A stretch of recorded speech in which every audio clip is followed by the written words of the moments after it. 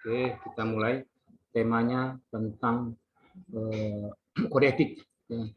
Kode etik.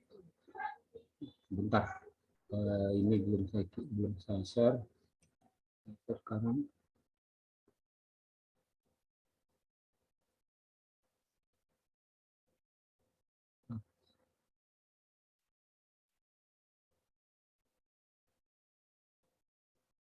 Ini bisa teman-teman lihat tema pertemuan kelima, bisa dilihat di HP apa di laptop masing-masing. Bisa? Bisa? Oke, ya. Ini tema kita kode etik jurnalistik, televisi, radio, dan media. Nah, kita lihat dari sini. Kode etik jurnalistik. Kode etik itu apa maksudnya? Kode etik itu, mengapa perlu kode etik jurnalistik? Biar para jurnalis tidak tergelincir, tidak arogan dengan kehebatan dia. Dia tetap ada yang mengingatkan kode etik. Contohnya, kemarin tanggal 11 ada unjuk rasa besar-besaran mahasiswa dan umum di gedung DPR.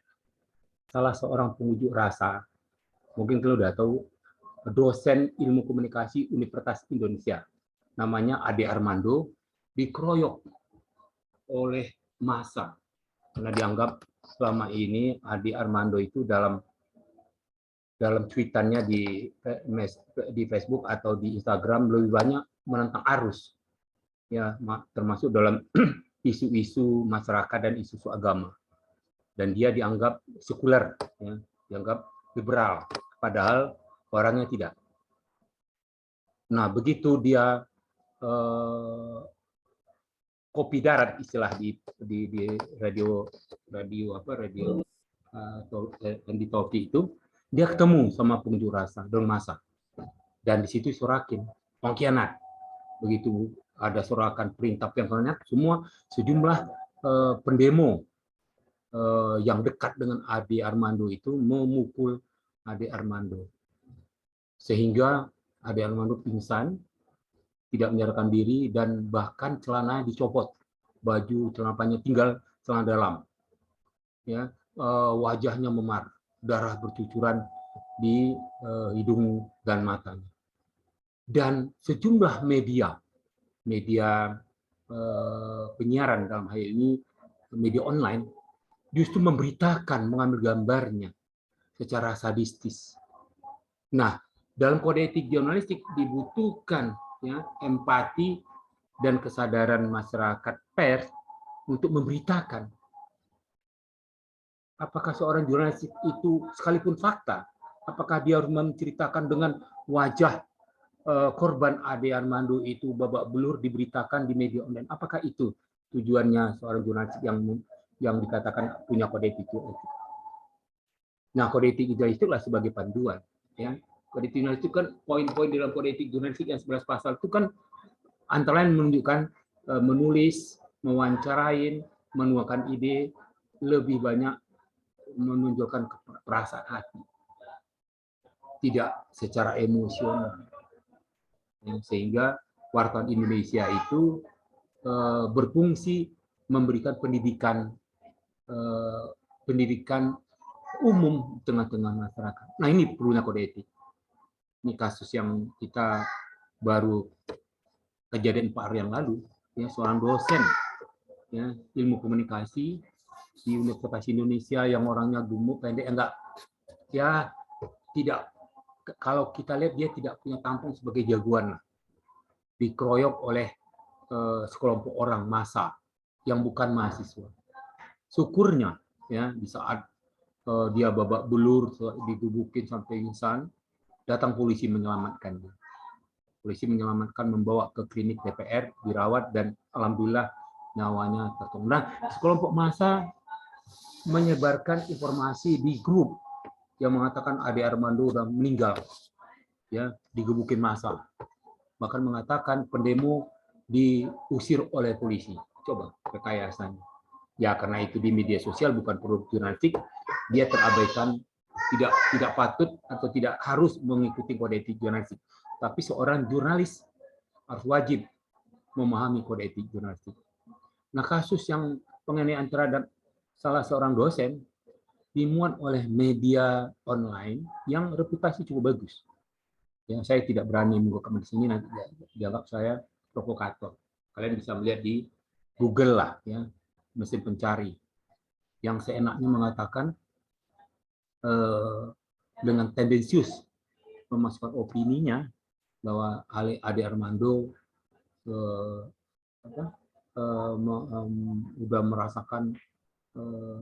udah merasakan emosi massa. Karena kan seorang jurnalis kan nggak boleh begitu. Nah inilah kita perlunya kode etik. Ya, nanti kita diskusikan lagi. Di sini Warta Indonesia menempuh cara etis. Nah, ya, cara etis itu cara yang sejuk, cara yang lembut. Nah, dalam kasus Ade Armando itu, sejumlah wartawan media online dia justru memberitakan tentang penderitaan Ade Armando. Dia seolah-olah dia memojokkan posisi korban. Apakah itu wartawan Indonesia? Ini juga secara etis harus belajar secara etis pentingnya wartawan itu menghormati hak masyarakat untuk memperoleh informasi yang benar. Oh iya Pak, tapi kan Ade Armando itu kan peristiwanya fakta, dia digebukin. Ya tapi kan kita beritakanlah. Tidak mengatakan jurnalistik sebentar, sini ada jurnalistik barbar, jurnalistik apa itu, kan bukan begitu caranya, ya. Jurnalistik yang terlalu vulgar, ya, memojokkan korban yang udah sekarat, ya, sehingga seolah-olah Ade Armando itu sah untuk dianiaya. Coba, itulah opini jurnalis yang kita sayangkan, yang tidak menempuh cara etis. Ya. Udah luka-luka, udah sekarat, ya, malah diberitakan lagi dengan foto. Apakah itu etis? Ini contohnya, ini Warta Indonesia. Padahal di salah satu poin Warta Indonesia menghormati hak masyarakat untuk memperoleh informasi. Warta Indonesia menempuh tata cara yang etis untuk memperoleh dan menyiarkan informasi serta memberikan identitas pada sumber informasi. Ya. Bagaimana seorang jurnalis harus punya tata krama, harus punya etis. Ya. Warta Indonesia menghormati azas praduga tidak bersalah. Apa dia sudah bersalah? Ya, selama ini dia di media sosial mengatakan dia menentang apa yang diperdebatkan di masyarakat secara agama. Apa dia salah? Dianggap dia liberal, apa dia liberal? Padahal menurut kacamata teman-teman, orang dia melihat soal alim, sholat, waktu, kok dia bilang liberal? Nah itulah kita lihat bahwa di situ juga ditulis bagaimana kesadisan seorang jurnalis yang tidak berdasarkan hati nurani, tidak etis. Ya, kita diskusi. Jurnalis harus jujur. Ya. Jurnalis harus jujur. Apakah jurnalis televisi, radio, media cetak, jurnalis online? Ya katakanlah Detikom, Kumparan, Tirto ID, dia harus jujur. Apa yang kita beritakan, apakah yang ditulis dengan cara Ade Armando udah luka, udah bonyok, udah nyaris mati, diberitakan lagi dengan cara amuk massa yang menyenangkan pemirsa, apakah begitu? Ya. Jujur, kata hati. Jujur di sini, orang jurnalistik punya kejujuran. Apakah pantas saya Ade Armando itu sebagai dosen, ya, badannya kecil, gemuk, udah bonyok, udah pingsan, ditelanjangin, kita tulis lagi dengan cara memojokkan dia. Apakah itu? Maka itu jurnalis dalam kode etik jurnalis itu dituntut jujur. Ya, Warta Indonesia tidak menyiarkan informasi yang bersifat dusta, fitnah. Itu kan masuk kategori fitnah, sadis. Ya bukan katakanlah, oh Pak, bukan fitnah, sadis. Ya sadis. Ya, sadis itu. Ya, kalau kita lihat sadis. Ya, Warta Indonesia tidak menyiarkan informasi yang bersifat dusta, fitnah, sadis, dan cabul. Masyarakat tidak menjadi korban kejahatan sosial. Warta Indonesia tidak menerima suap dan tidak menyalahkan profesi. Nah, oke, dia tidak suap, tapi menyalahkan profesi enggak? Dengan memberitakan, menyampaikan Ade Armando yang selama ini dikategorikan seorang radikal atau liberal, apa begitu? Siapa yang menyampaikan itu? Kalau wartawan menyampaikan berarti dia sudah menyalahi kode etik. Wartawan itu tidak boleh menyampaikan opini dia. Ya. Inilah yang terjadi sampai saat ini di lingkungan sampai berapa lama. Ya. Nurani jurnalis dalam kode etik. Nah, nurani. Ya, tadi gua bilang orang jurnalis itu punya nurani. Tidak seenak aja memberitakan berita. Ya, nurani korban yang udah sekarat, dikeroyok massa, nyaris mati babak belur, difoto lagi ya, diberitakan lagi.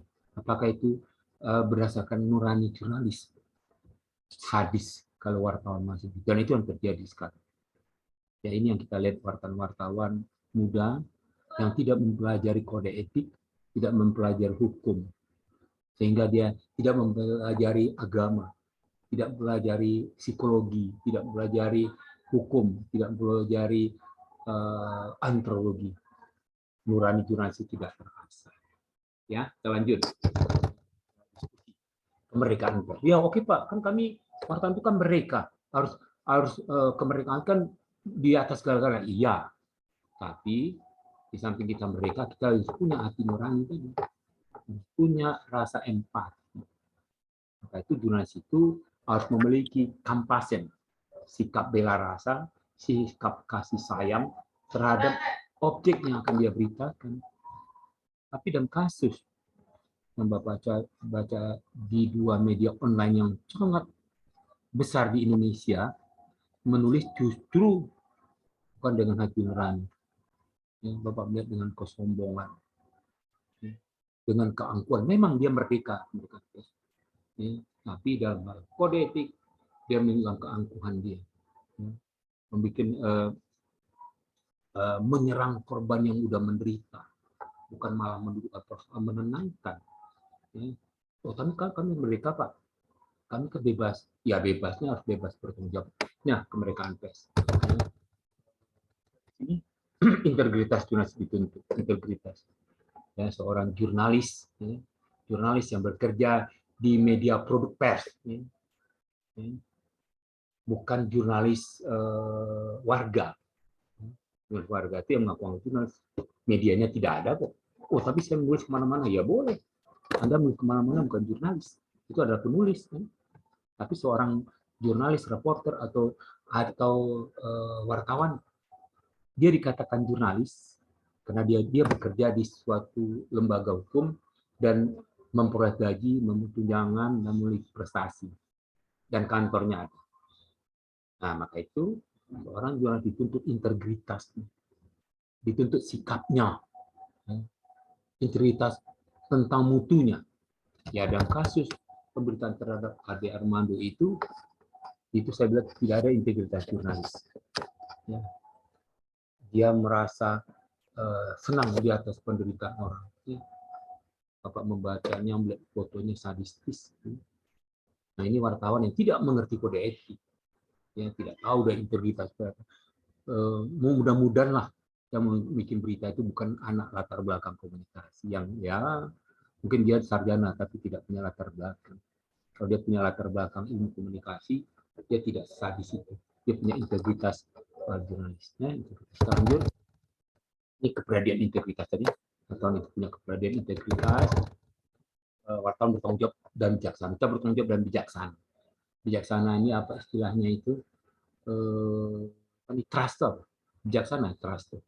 Kita bijaksana, ini kurang elok diberitakan sehingga tulisan ini akan membuat masyarakat takut, merasa jijik, merasa tidak senang. Kita bijaksana, bertanggung jawab kita, tidak menyesatkan. Dan itu kan kasus Armando itu kan menyesatkan. Ya, seolah Armando itu digebukin itu seolah dia udah salah. Ya, karena dia korban. Mengapa tidak diangkat? Ya, seorang dosen yang datang ikut menyaksikan unjuk rasa, bikin buku oleh massa, nyaris tewas. Itu kan kita kan memberitakan tidak menyesatkan. Sejumlah orang yang tidak bertanggung jawab mencederai seorang dosen yang kelihatannya itu yang komunikatif. Itu kan kita tidak menyesatkan. Seperti itu. Bukan mengatakan dosen ini yang selama ini di media sosial merasa sombong dan menghina ini dan itu kan menyesatkan. Tapi kan fakta iya, oke faktanya. Tapi dalam hal kita menyampaikan informasi kita harus punya ingat tidak menyesatkan informasi. Cara pemberitaan dan menyatakan pendapat, ya cara pemberitaan dan menyatakan pendapat. Kita pemberitaan kita karena kita jurnalis, kita berfungsi melaporkan cara pemberitaan. Harus kepada kode 5W1 Pak.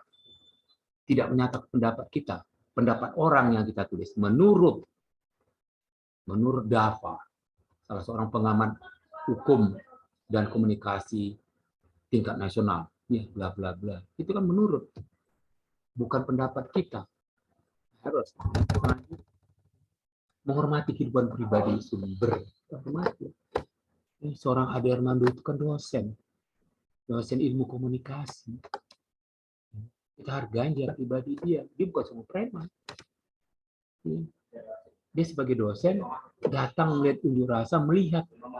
Tapi begitu nama selama ini dia menjadi perdebatan di media sosial, begitu dia muncul di keramaian malah digebukin. Gitu.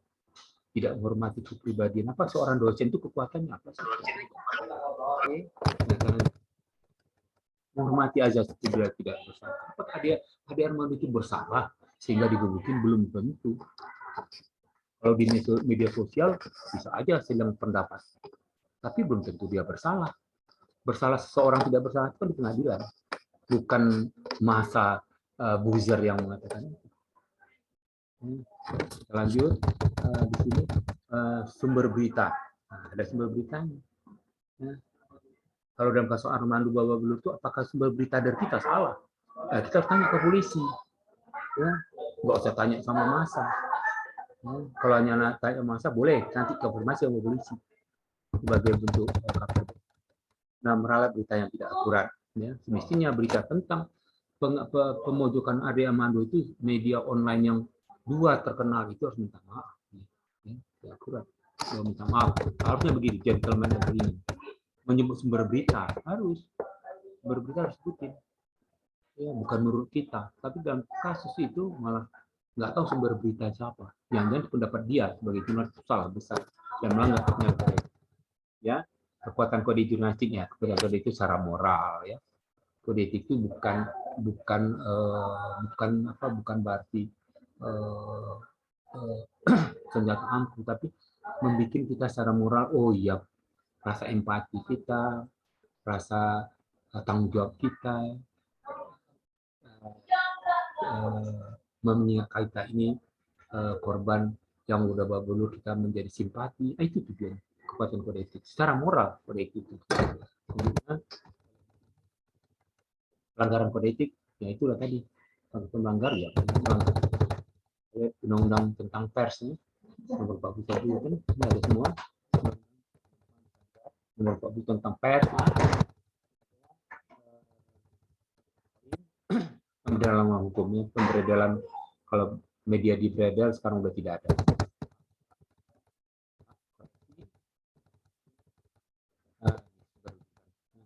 Apa ambil dari buku satu kode etik jurnalistik, buku uji kompetensi LPDS dan kita diskusi. Ini udah Bapak bahas. Oke, silakan. Ayo. Materinya sudah, ayo kita buka forum diskusi. Silakan. Biasanya Renaldi agak kritis. Monggo Renaldi. Ya, sampai teman-teman yang juga kritis mungkin. Kita ada 10 orang udah, kita genap ini. Ya. 9 orang. Ya, monggo silakan. Ya. Saya sudah menyampaikan ya, materi, tinggal kita diskusikan. Ya, silakan teman-teman untuk saling berbagi. Ya. Ini materi kita yang ke-5. Ya. Ya. Silakan ayo. Yang sumbangan untuk kita. Silakan. Ayo.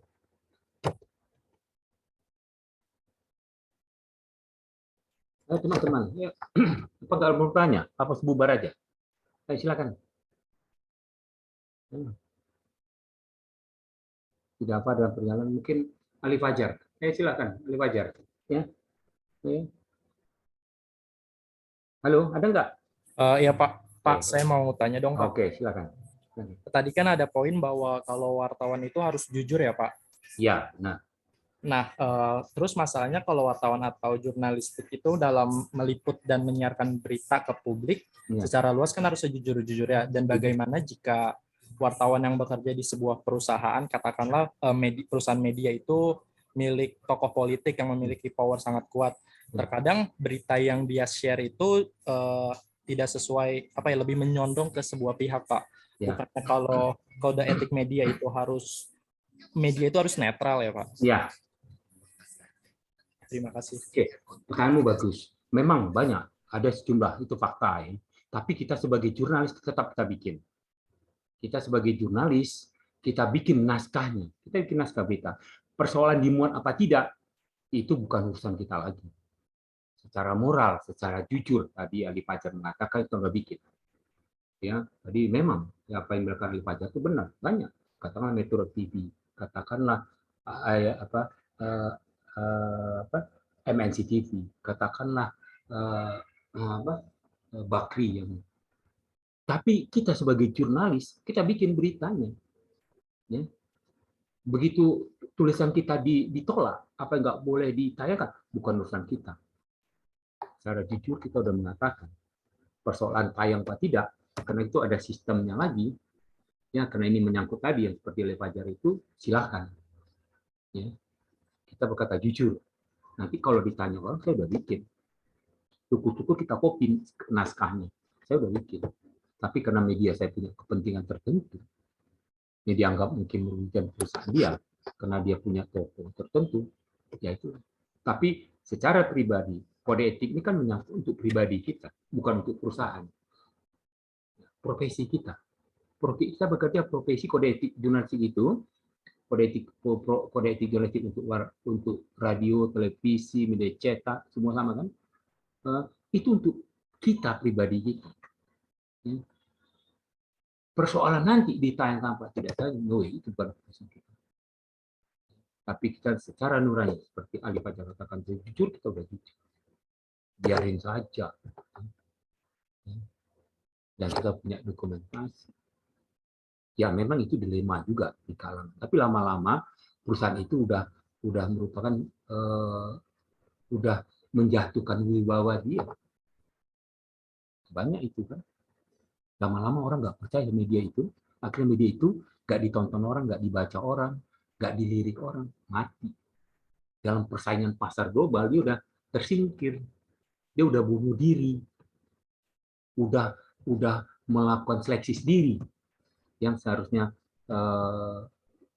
berita yang secara jujur ditulis oleh reporter dia, wartawan dia, tapi begitu mau ditayangkan di-cut oleh pemilik, katakanlah yang punya, dia udah membuang kepercayaan publik terhadap informasi ini. Dan dia udah melakukan seleksi untuk medianya tidak disukai masyarakat. Itu sudah terseleksi. Biarin saja. Kita juga secara jujur, secara nurani kecewa, tapi kita juga akan mempunyai pertimbangan lain. Kalau begini suatu kala nanti saya mungkin akan keluar. Kalau 2-3 kali tulisan saya dibeginiin, ya mungkin kita lama-lama memberontak dalam hati kita, tapi kita juga mencari tempat yang lain. Ya. Dan media itu lama-lama akan hancur. Dalam banyak. Mau online, mau apa, nggak dilihat orang. Nggak tahu media itu kenapa tidak. Akhirnya apa? Orang nggak nonton, share ratingnya rendah, iklan nggak masuk, akhirnya bangkrut. Karena itu merupakan seleksi. Karena kita bekerja untuk memberikan kepuasan, memberikan kecerdasan ke masyarakat. Tapi apa yang kita inginkan itu ternyata ditutup oleh pemilik perusahaan. Lama-kelamaan perusahaan akan mati. Itu Pak Jack, menurut saya. Mungkin teman-teman lain bisa menambahkan, mungkin materi udah habis, bagus diskusinya, kita diskusikan. Monggo silakan, Reza. Ya mau nanya. Menanya atau nyambung pertanyaan Ali Fajar, monggo silakan. Pertanyaan baru, Pak. Oke, silakan. Ya. Di sini kan dikatakan bahwa kita tuh sebagai seorang jurnalis itu harus menjaga integritas kita gitu ya, Pak. Betul, wajib. Tapi kan di sisi lain, misalnya kita, misalnya saya nih nanti jadi jurnalis, tetap nanti, saya masih manusia biasa gitu ya, yang masih melakukan sosial media secara pribadi gitu. Ya. Nah, misalnya ada suatu kasus, misalnya saya sebagai seorang jurnalis, saya menggunakan sosial media pribadi saya dengan mengomentari sebuah berita atau sebuah konflik di mana berita itu udah saya pernah terbitkan gitu, dan saya bekerja sebagai seorang jurnalis kan harus bersifat netral gitu, menjaga integritas gitu, memberikan fakta. Namun di sisi lain saya sebagai netizen lah istilahnya juga kan ada pro kontranya, Pak. Nah terus pas diusut misalnya komentar saya ternyata saya adalah seorang jurnalis. Nah itu gimana Pak kode jurnalistiknya? Oke, saya pertanyaan bagus, dua sisi. Dan di saat Anda bekerja sebagai jurnalis, karya Anda terbit di media media jurnalistik, produk jurnalistik, Anda sebagai jurnalis. Begitu udah selesai tugas, Anda sebagai netizen, sebagai warga, membuat perdebatan di masyarakat. Begitu Anda salah, Anda melanggar cyber, kejahatan cyber di situ. Berarti Anda bisa dihukum. Karena Anda membuat pernyataan-pernyataan di media sosial. Media sosial seperti Facebook, Instagram, WA, atau apalagi. Itu kan new media baru. Dan itu karya yang kita tulis di media-media tadi itu adalah produk cyber, bukan produk jurnalistik. Tadi Reza kan, ya Pak, kan saya jurnalis. Iya, saya punya kartu pres. Jurnalis bisa kita bertugas. Ya, di saat kita diperiksa di ruang umum, katakanlah ada razia, mungkin kita lagi jalan atau naik mobil, kita dirazia. Kita merasa benar, kita bilang, Pak, saya Muhammad Reza, saya jurnalis. Saya menganggap ini benar. Kalau Bapak mau menganggap saya salah, saya melanggar marka jalan, Bapak, saya silakan Bapak bilang. Tapi menurut saya di jalan yang saya lewatin ini, menurut persepsi saya, ini adalah benar. Itu aja. Tapi kalau Bapak menganggap saya melanggar, melakukan hal-hal yang dianggap melanggar lalu lintas, silakan. Saya jurnalis dan saya akan mempertanyakan nanti ke polisi atau ke humas. Ya. Silakan. Itu boleh. Tapi bukan dalam konteks Reza udah selesai tugas sebagai netizen, menghujat orang netizen dan membuat hujatan-hujatan kita di media sosial kita. Kita fungsi kita sebagai warga negara biasa. Dan begitu ada kasus, kita terjerat undang-undang cyber, undang-undang IT, informasi transaksi elektronik. Oh Pak, saya kan wartawan Pak, saya bebas, nggak boleh. Ini kita negara hukum. Kita dikatakan jurnalis di saat kita membuat karya kita di media kita, media produk berita, ada kesalahan, itu dianggap kita melakukan delik pers. Kita bisa melakukan perbaikan, melakukan ralat, memberi hak jawab narasumber yang kita bikin. Tapi begitu kita masuk ke ranah umum di media sosial, kita sebagai warga negara biasa dan diberlakukan undang-undang cyber.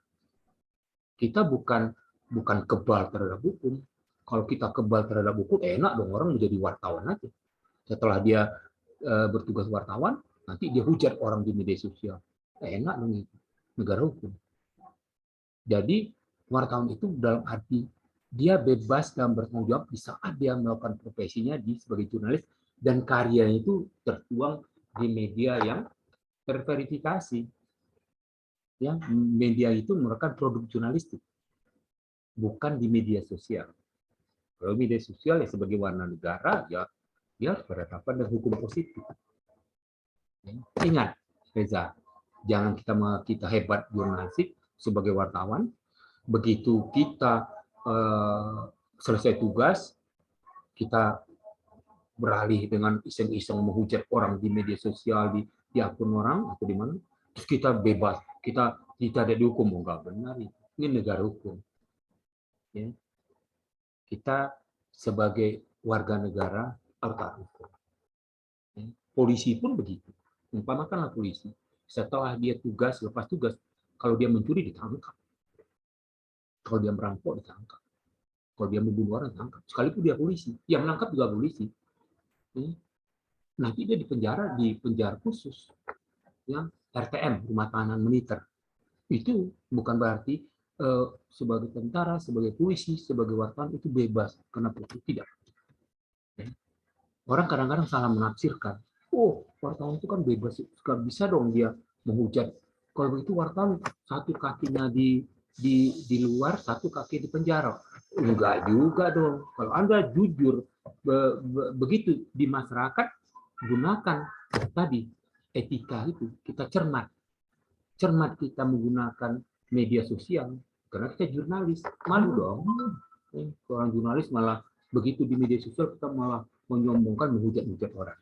Itu menurut Bapak Reza. Mungkin teman-teman yang tidak setuju, ayo kita diskusikan. Ayo silakan. Ini menurut Bapak. Menurut Reza sendiri gimana? Silakan.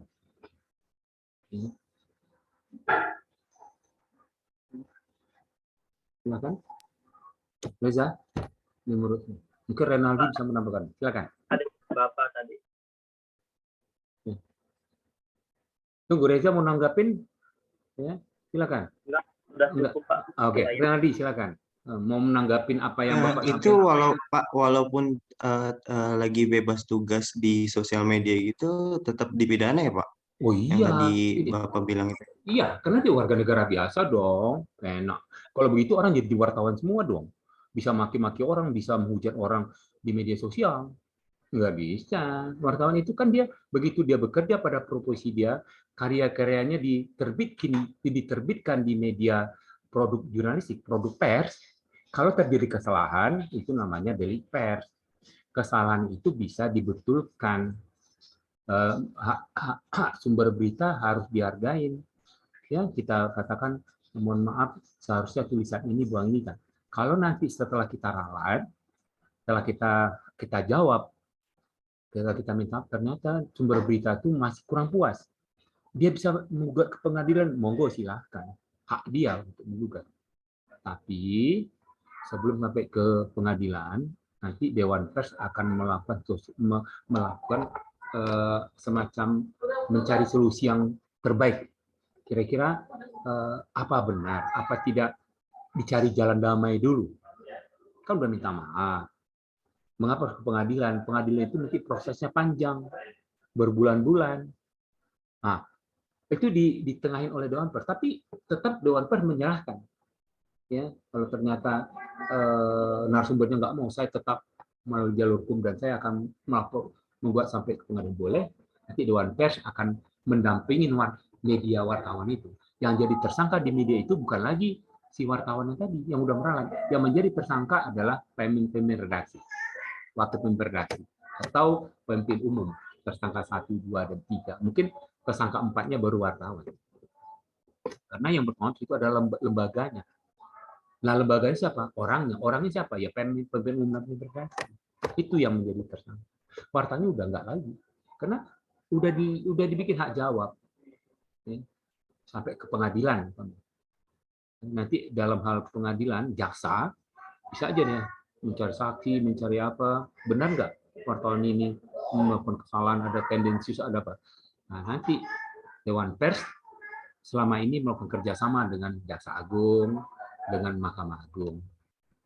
MOU, dalam MOU itu disebutkan, ya, dalam kasus pengadilan terhadap wartawan, hukum gugatan yang digunakan oleh jaksa harus mengacu kepada undang-undang pers. Itu udah ada MOU-nya. Jaksa tidak boleh menggunakan undang-undang KUHP. Pasal pidana nggak boleh. Karena ini ranahnya ranah pers. Kesalahan itu merupakan delik pers. Ada khusus. Proses pengadilan tetap jalan. Tapi disepakatin jaksa agung yang membawahi jaksa-jaksa di pengadilan tingkat pertama, pengadilan negeri ya, dia udah komitmen begitu. Ya. Begitu juga sampai di tuntutan, begitu sampai vonis. Hakim dalam menjatuhkan vonis terhadap wartawan, ya Pemret sama Wapemret tadi, dia tetap mengacu kepada undang-undang pers. Dalam undang-undang pers disebutin, jika wartawan bersalah, wartawan tidak dipidana, tapi dihukum percobaan atau denda atau bebas. 3 poin. Itu sudah sepakati di dalam MOU antara Dewan Pers dengan Mahkamah Agung yang membawahi hakim-hakim di pengadilan tingkat pertama. Itu, Reza. Kalau nanti dalam kasus ya, tidak dalam liputan kerja dia sebagai jurnalis, itu berlaku hukum pidana. Ya. Bukan berarti dia bebas juga nanti begitu dia menghujat sebagai netizen sebagai warga, apakah dia tidak menggunakan Dewan Pers membela? Tidak. Dewan Pers tidak membela. Dewan Pers membela wartawan dalam konteks karyanya yang terjadi delik pers di media dia dan nanti yang menjadi mediasi adalah. Tapi di luar tugas sebagai jurnalis dia berhadapan dengan hukum positif dan undang-undang cyber, undang-undang IT, undang-undang informasi dan transaksi elektronik. Itu menurut Bapak Renaldi. Ya, mungkin bisa kita Cukup jelas, Pak. Ya, makasih, Pak. Jadi jangan kalian nanti Reza mau pengen jadi jurnalis, monggo silakan. Tapi ingat, kalau Anda sebagai jurnalis, ya profesi kita sebagai jurnalis. Ada editor kita kan sebutin wartawan mana? Jadi kartu pers itu berlaku untuk profesi sebagai jurnalis, bukan untuk kita sebagai netizen. Kita di netizen sebagai warga negara biasa. Sebagai jurnalis kita, sebagai wartawan, sebagai reporter, kita punya hak istimewa. Kenapa? Profesi jurnalis itu dilindungi Undang-Undang Dasar 45 Konstitusi pasal 28. Berhak menyampaikan pendapat secara lisan dan tulisan. Dilindungi oleh Undang-Undang Pers. Itu dipandu oleh kode etik jurnalistik. Begitu dia kembali sebagai warga negara biasa, dia berlaku hukum positif. Ingat, jangan disamakan. Pak, saya kan wartawan ada kartu pers juga bisa. Enak dong kalau begitu. Kalau begitu bebas kita melakukan pencurian, melakukan penghinaan orang mungkin mau jadi wartawan semua di dunia ini. Jadi dia bebas. Termasuk pencuri, penodong pun jadi wartawan aja. Enak jadi wartawan dong. Nggak bisa dong. Sebagai kita negara hukum tetap tunduk sebagai hukum yang berlaku di Indonesia. Ya. Itu orang mengatakan, oh kalau gitu jadi wartawan nggak enak dong. Ya, siapa bilang enak jadi jurnalis? Kalau kita profesi jurnalis kita hormati pasti enak. Tapi kalau profesi kita lacurkan, kalau wartawan tapi menodong sana membohong orang itu pengkhianatan dan itu hukumannya hukum pidana. Ya. Ini profesi seperti kode etik kedokteran ID. Ya. Profesi kita punya kode etik jurnalistik dan ID dokter kan punya kode etik kedokteran juga kan, kita bisa dikeluarkan dari keanggotaan kita sebagai katakanlah sebagai wartawan, mungkin kita anggota PWI atau anggota IJTI, Ikatan Jurnalis Televisi. Kita bisa dikeluarkan kalau kita melakukan hal-hal hukum pidana, mencuri, membunuh, kita bisa dikeluarkan dari profesi itu. Bukan lagi wartawan kita. Nah, karena kita sebagai profesi yang dilindungi oleh undang-undang. Kita kenapa? Karena pers itu merupakan pilar keempat demokrasi. Itu udah real itu. Selain eksekutif, yudikatif dan legislatif, termasuk pers merupakan kekuatan keempat dalam kehidupan demokrasi. Dan itu terang-terangan. Jadi jangan kita rusak profesi kita. Kita kan tadi dalam poin salah satu PT itu kan disebutin bahwa wartawan itu memiliki integritas, memiliki sikap yang jujur. terbuka. Kan jelas ini. Nah, kalau kita melanggar kode etik, ya kita dikeluarin. Kayak dokter juga, kayak apa yang terjadi pada Terawan kemarin. Iya, karena Terawan itu dianggap melanggar kode etik. Dia ahli, bisa membelah otak, ya. Apa istilahnya itu, cuci otak. Ya mungkin dia ahli dalam bikin virus, antivirus. Tapi mungkin dia tidak melapor ke ID, tidak melakukan pendekatan karena mungkin ID merasa sebagai organisasi dia udah melanggar kode etik. Mungkin ada salah satu poin-poinnya di ID kode etik kedua sana itu tidak dilanggar sama Dokter Terawan, akhirnya dia dicabut, ribut di masyarakat. ID kan nggak mau berdebat karena ini kode etik untuk khusus kedokteran. Kenapa? Kalau ID tidak mencabut, kalau terjadi apa-apa terhadap Terawan, yang menjadi rusak kan dokter. Maka itu Terawan, dokter ID telah melakukan rapat melihat pelanggaran-pelanggaran etika sehingga dicabut. Kalau dicabut, dia mampu bikin dokter silakan. Tapi begitu terjadi apa-apa, ID melepas tangan berarti ditegakkan. Ini yang dapat secara etika tadi. Oke, lanjut silakan teman-teman untuk berdiskusi. Kita masih punya waktu. Ya. Pak, izin bertanya. Iya, silakan. Pak, misalnya kan wartawan itu kan harus objektif Pak dalam memberitakan perkara kan terkait moral menyampaikan, dan seperti yang tadi dibilang juga kalau wartawan itu tidak boleh menyesatkan gitu Pak. Tapi misalnya contohnya nih, wartawan itu punya data atau berita terbaru lah yang lain tuh belum angkat. Tapi dia tuh tahu kalau misalnya berita ini tuh berpotensi misalnya untuk menimbulkan aksi di masyarakat segala macam, misalnya demo itu. Ternyata beneran kejadian Pak. Maksudnya ada unjuk rasa dan sebagainya, bahkan sampai ada korban gitu misalnya. Nah, apakah unjuk rasa itu masih dalam tanggung jawab wartawan gitu Pak, atau bagaimana ya Pak? Ya, oke. Bagus pertanyaanmu. Ini unjuk rasa itu udah fakta kan?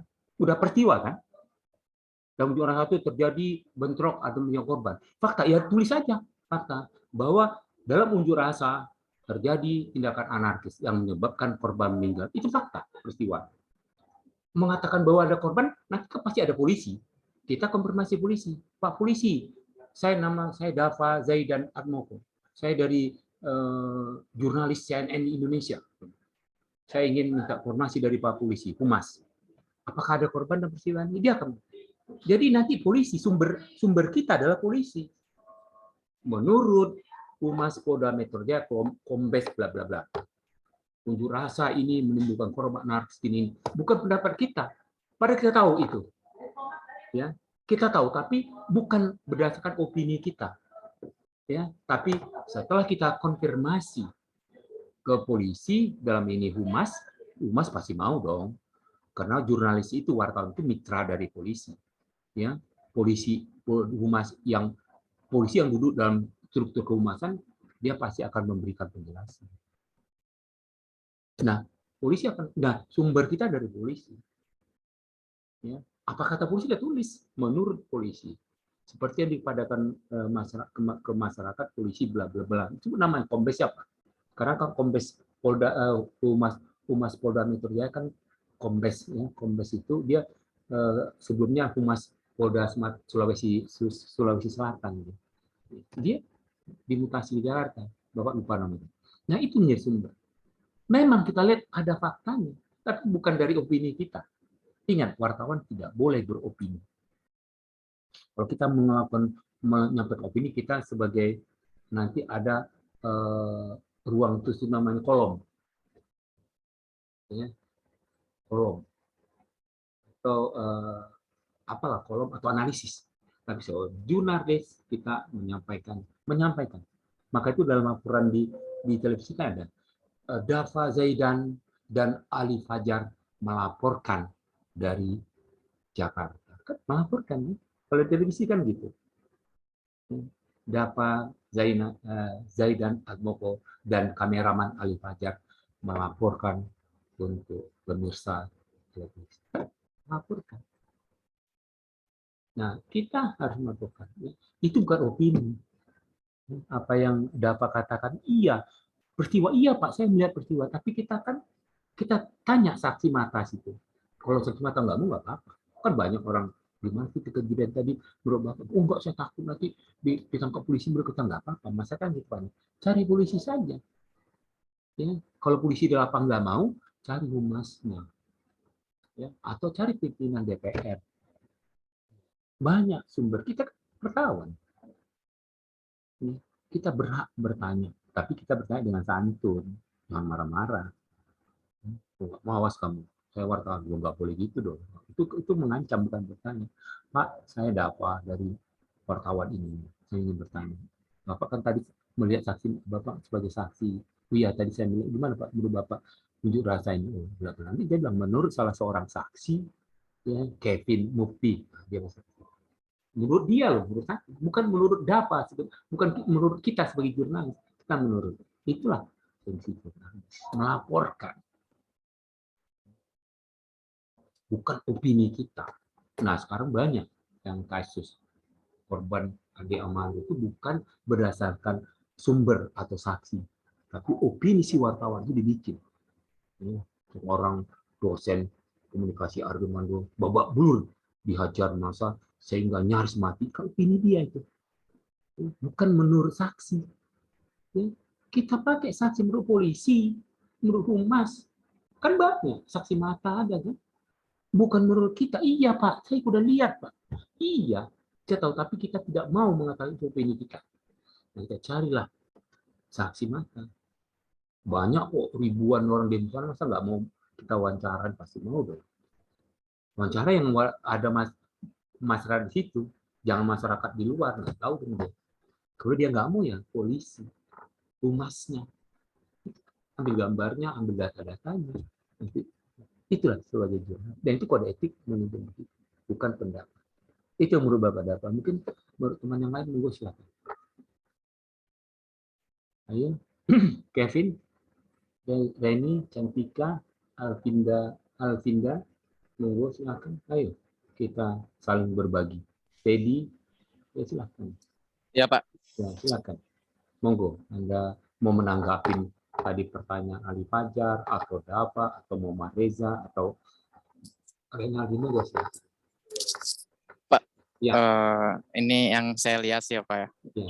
Kasus kode etik yang saat ini menurut saya menggelikan dan menjijikan itu adalah jurnalis saat ini gampang mencomot suatu hal menjadi berita. Contoh di sosial media, di YouTube, di Instagram itu jurnalis mengambil kutipan dibuat jadi berita. Ngambil kutipan dibuat jadi berita. Bahkan misalkan tanggapan seorang artis saja bisa jadikan berita, akhirnya jadi lelucon oleh seluruh netizen gitu. Kayak ya kode etik yang benar-benar membuat hina profesi jurnalis sih menurut saya Pak.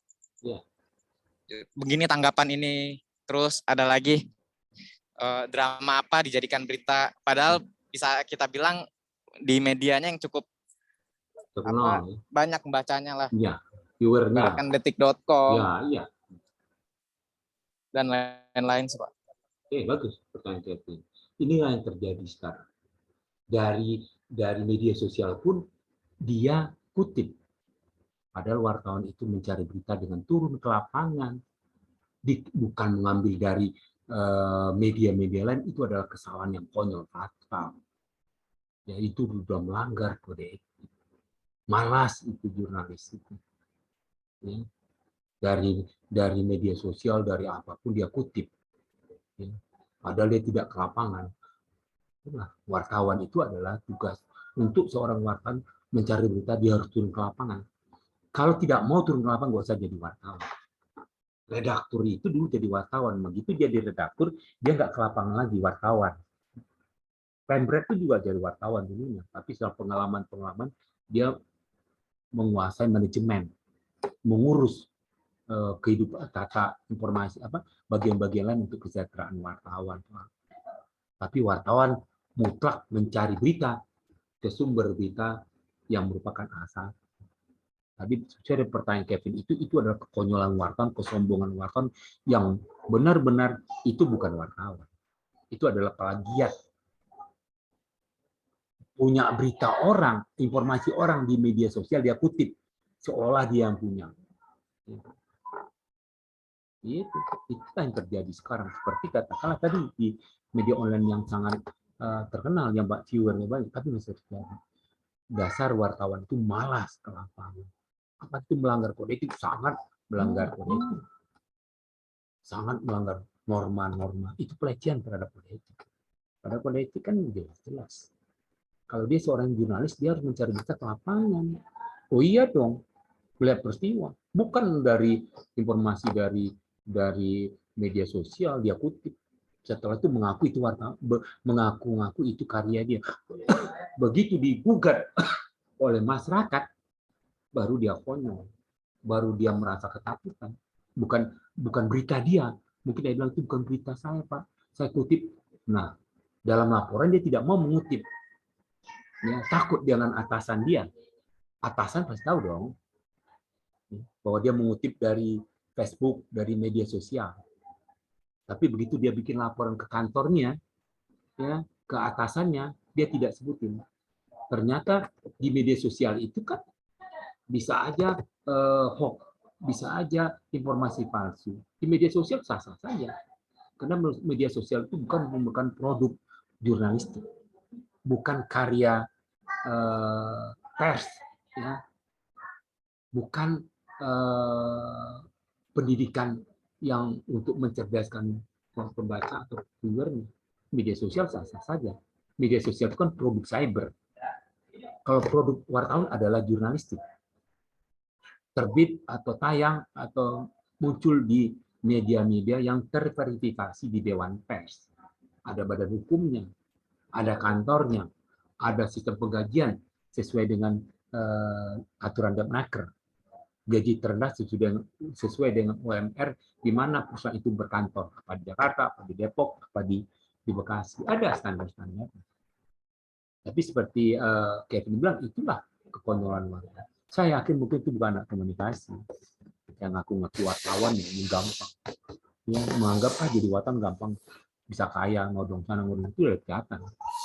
Kalau kita ingin jadi kaya, jangan jadi wartawan. Wartawan itu kaya pengetahuan, pengalaman. Kalau kalian anak komunikasi ingin kaya, jadilah PR, bukan profesi jurnalis. Bekerjalah sebagai PR di perusahaan. Silakan. Tapi sebagai jurnalis, bukan untuk kaya raya, tapi untuk cicilan rumah BTN bisa lah. Cicil mobil-mobil kredit, mobil-mobil second, insya Allah bisa lah dari rezeki tempat kita bekerja di kantor. Tapi kalau ingin kalian mau kaya raya, ingin kaya, jangan jadi wartawan. Kecewa kalian. Wartawan itu adalah profesi.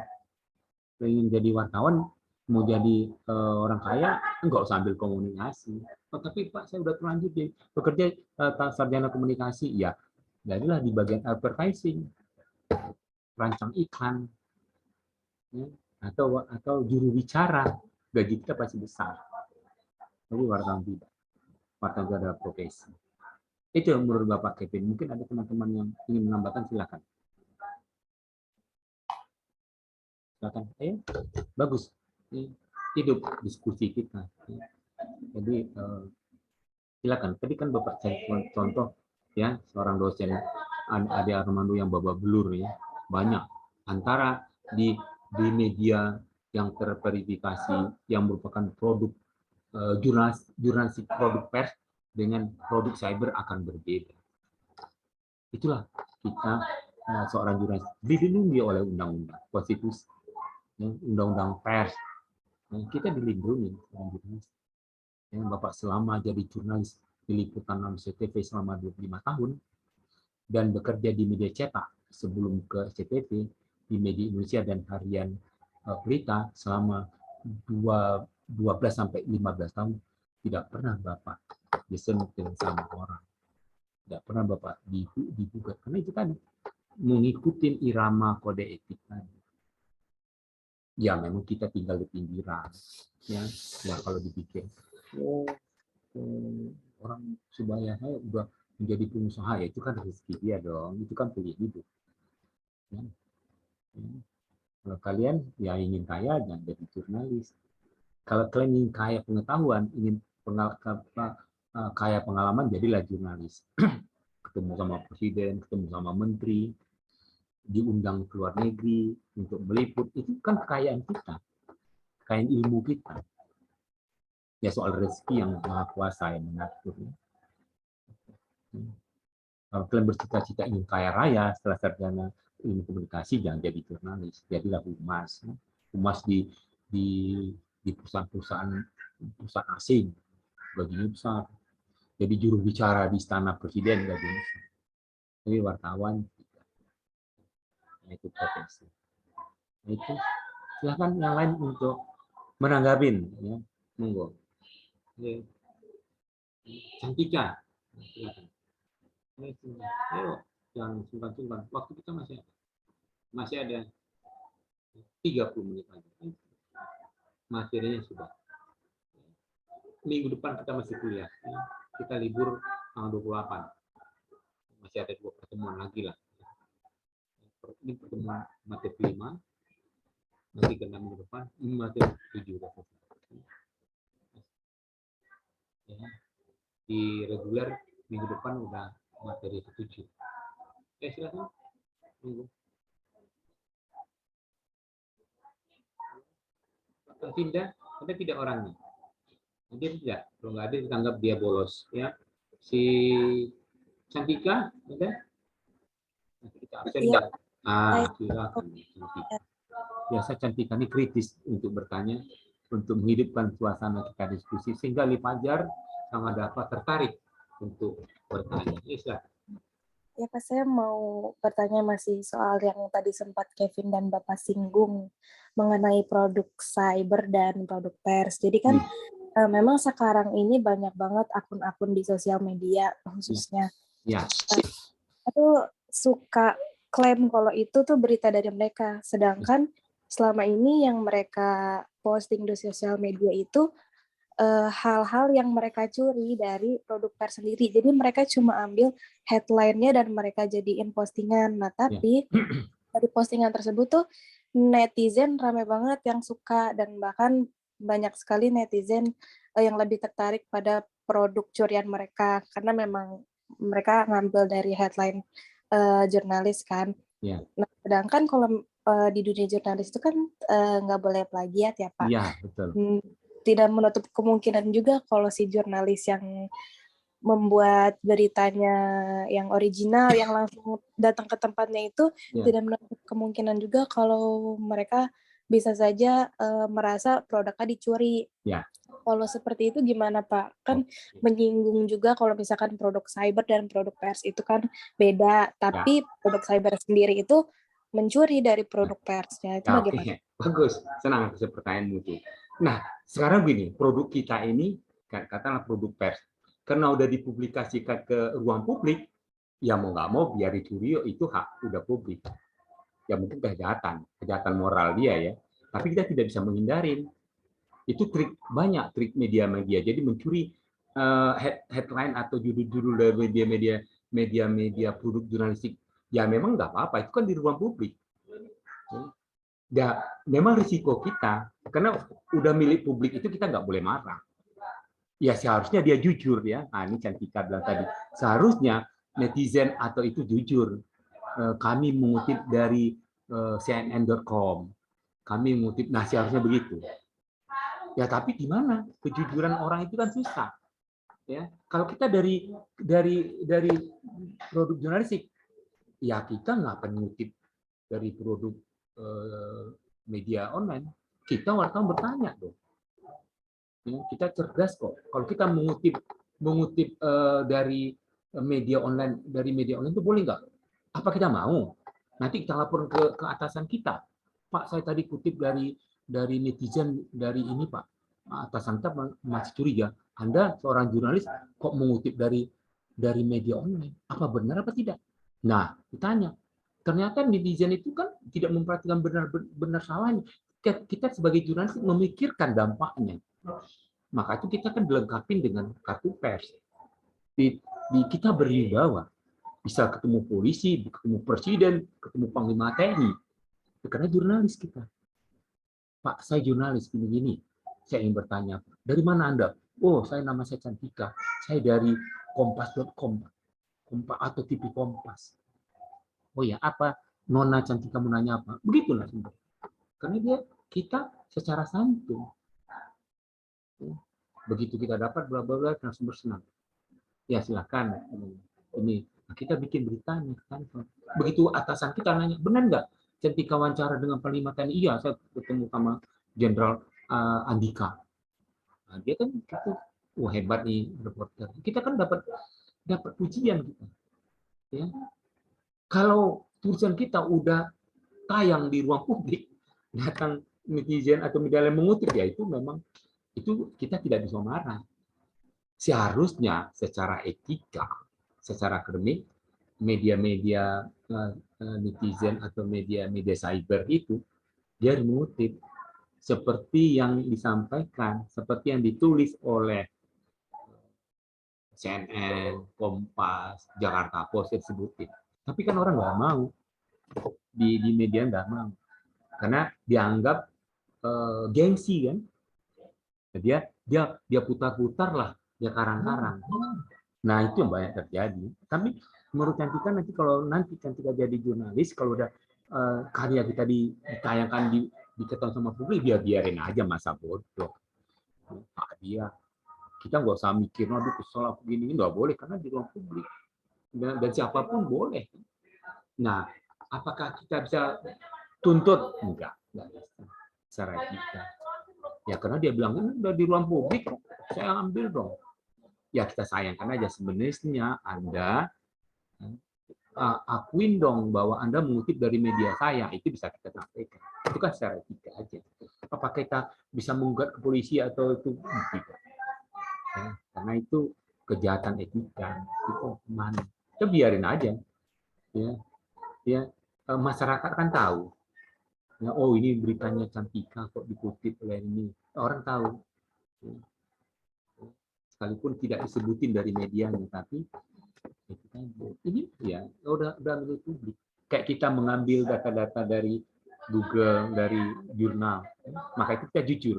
Kalau kita jujur mengutip umpama bikin makalah, dan kutip sebutin, ada footnote-nya itu, nanti terbiasa kita.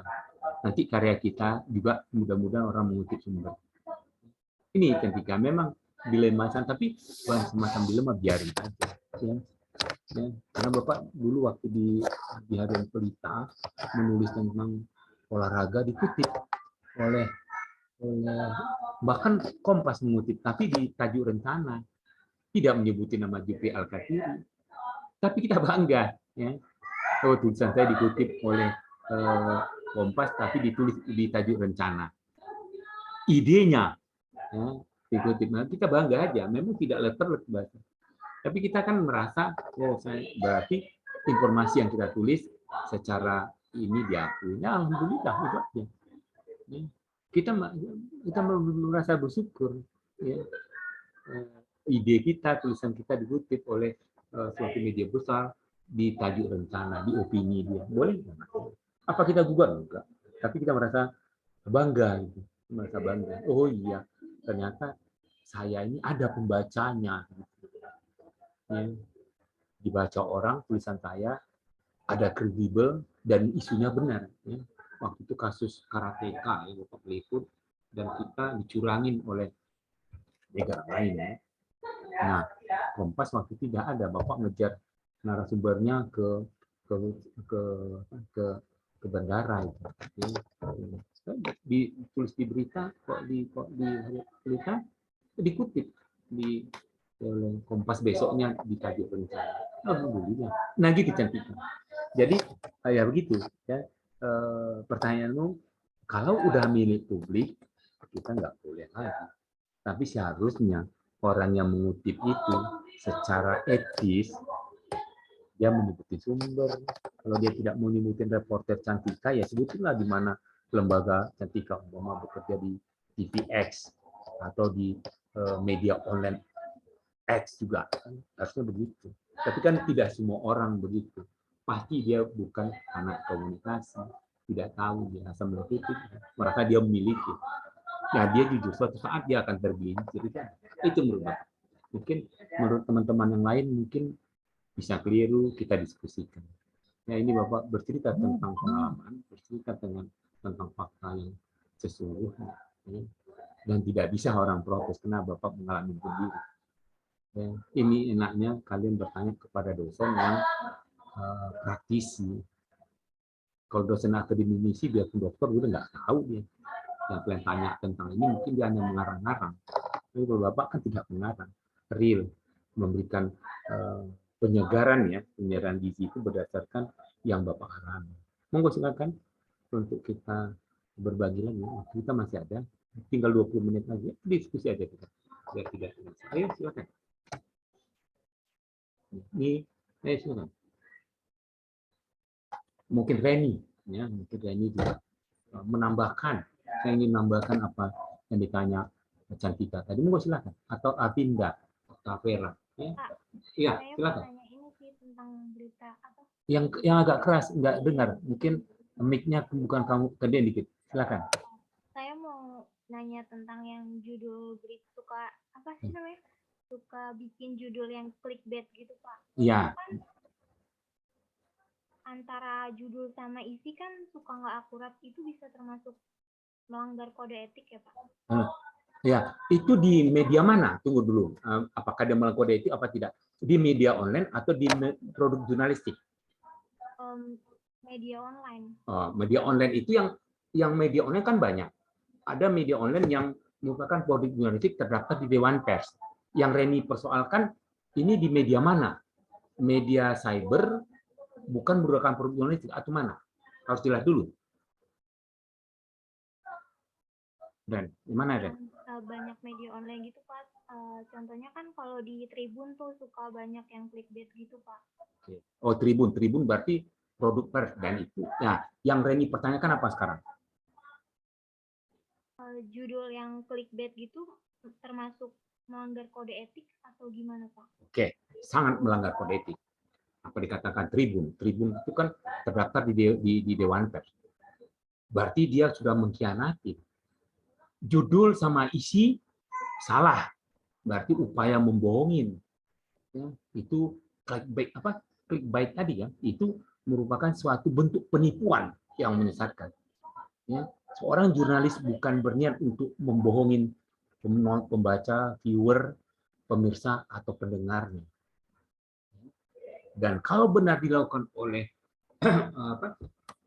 Tribun, kita lihat Tribun itu apakah Tribun News atau Tribun katakanlah Tribun Bandung atau Tribun yang merupakan ada tidak terdaftar di Dewan Pers. Kan banyak nama-nama Tribun ini Ren. Ya. Nah kita cek dulu.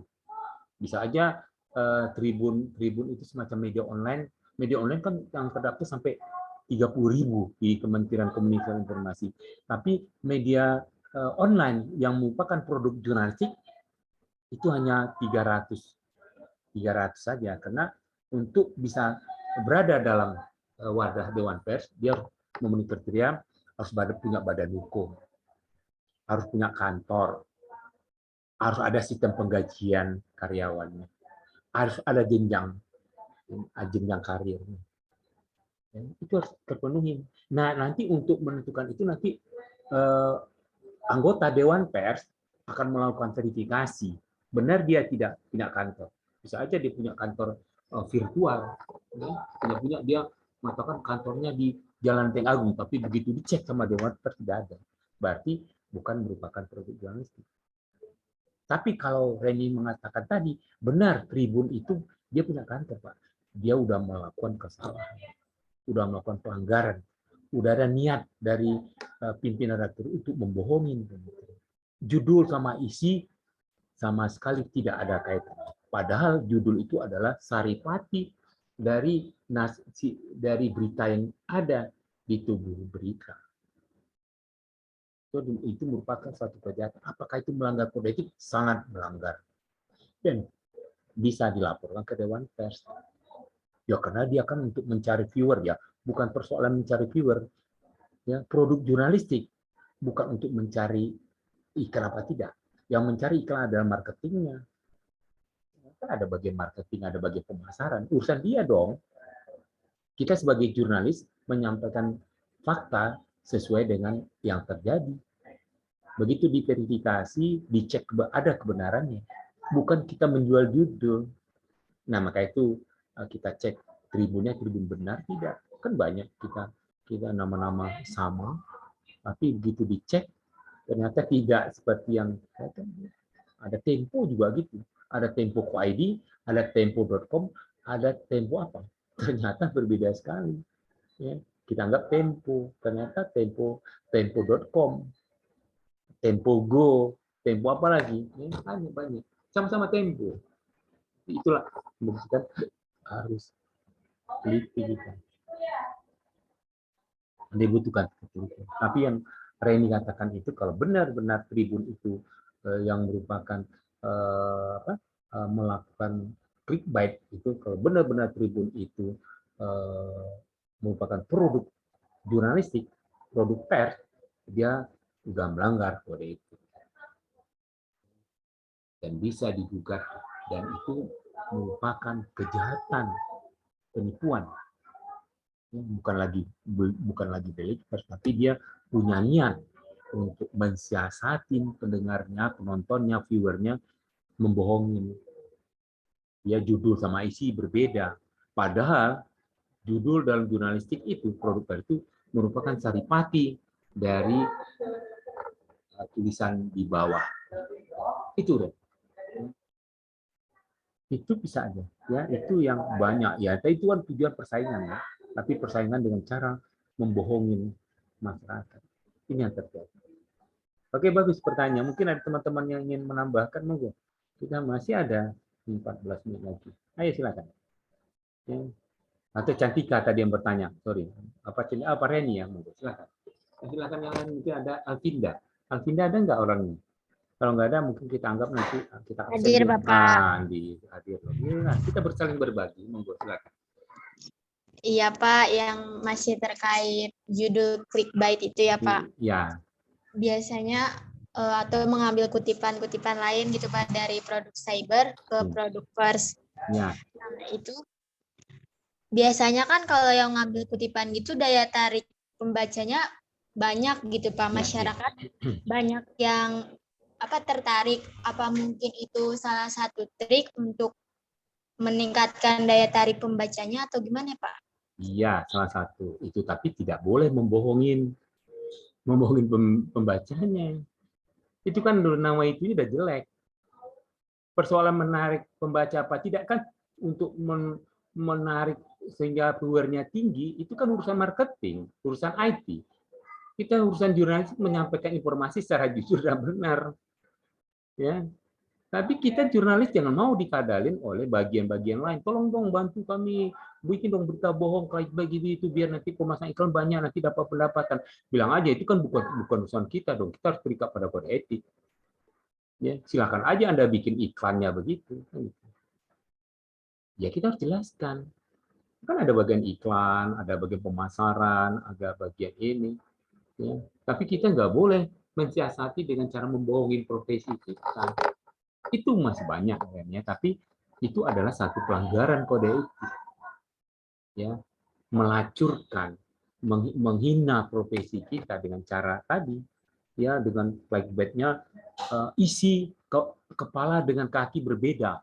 Ya, kalau kepala kita begini, kaki kita bukan kaki walking, kaki apa? Kaki onta apa? Itu kan sama aja gitu, membohongin orang.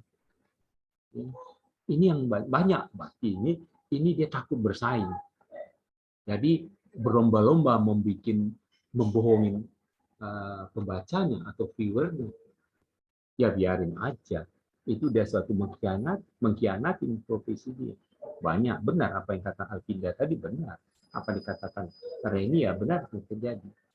Tapi kenyataan ini nanti tidak akan bertahan lama. Lama-lama orang tahu oh ternyata media ini hanya membohongin kita. Akhirnya kita merasa dibohongin, kita nggak percaya lagi dengan katakanlah sama Tribun itu.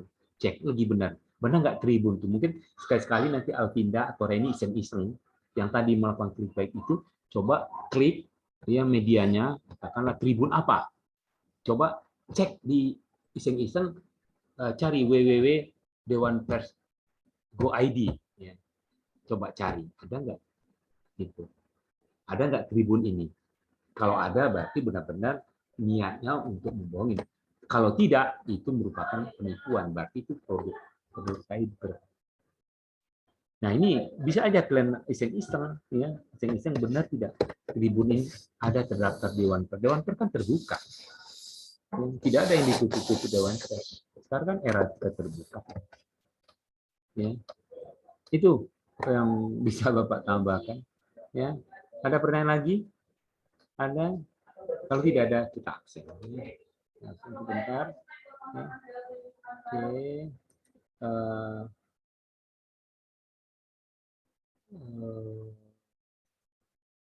Ali Fajar, ada ya. Hadir semua. Teddy hadir. Cantika, Agatha Putri ada. Renal, Ramadan, bersyukur dia di bulan Ramadan ini. Ya. Alvinda, Hadir. Muhammad Reza ada. Ya. Kevin ada. Hadir. Ya.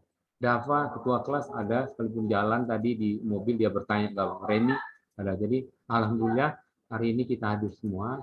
Ya, sukses untuk teman-teman. Kita akhir sampai sini ya.